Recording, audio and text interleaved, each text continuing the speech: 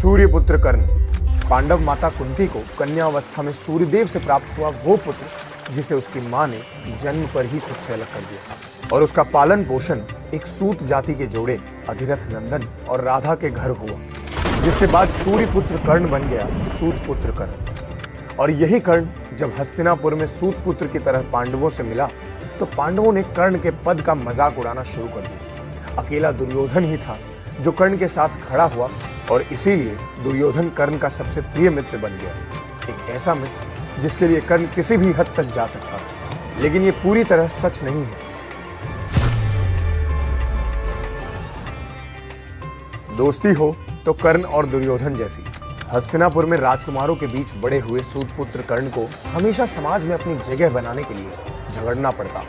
वो जब भी अपनी कुशलता साबित करने की कोशिश करता, उसे उसके पद की याद दिलाकर नीचा दिखाया जाता। लेकिन फिर उसके जीवन में आया उसका मित्र दुर्योधन। दुर्योधन हमेशा सबके खिलाफ जाकर कर्ण के साथ खड़ा हुआ। यहाँ तक कि दुर्योधन ही था जिसकी वजह से अंग देश को जीतकर कर्ण सूतपुत्र से अंगराज बन गया।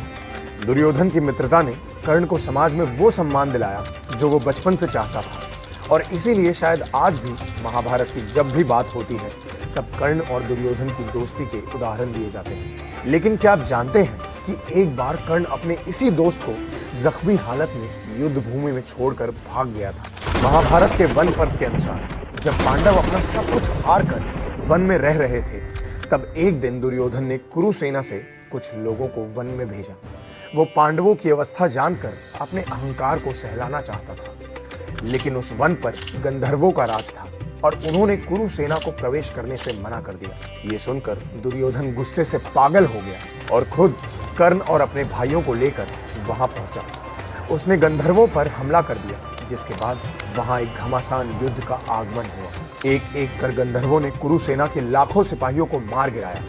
लेकिन फिर उन्होंने देखा कि दुर्योधन के साथ अंगराज कर्ण अभी भी अपनी पूरी ताकत से लड़ रहा था। फिर उन्होंने एक योजना बनाई और कर्ण को चारों ओर से घेर कर उस पर बाणों की वर्षा कर दी। इतनी तीव्रता से हुए हमलों का अब कर्ण और सामना नहीं कर पा रहा था। वो समझ गया कि अगर ऐसा ही चलता रहा तो शायद ये गंधर्व उसे इसी जगह ढेर कर देंगे। और वो दुर्योधन को पीछे छोड़ रथ पर बैठकर वहां से भाग गया। कर्ण हमेशा कहता था कि दुर्योधन की मित्रता उसके लिए सबसे महत्वपूर्ण है और इसी मित्रता के लिए वो कौरवों का साथ दे रहा है। लेकिन फिर अपने उसी मित्र को कर्ण ने बिना कुछ सोचे दुश्मन के हाथों छोड़ दिया।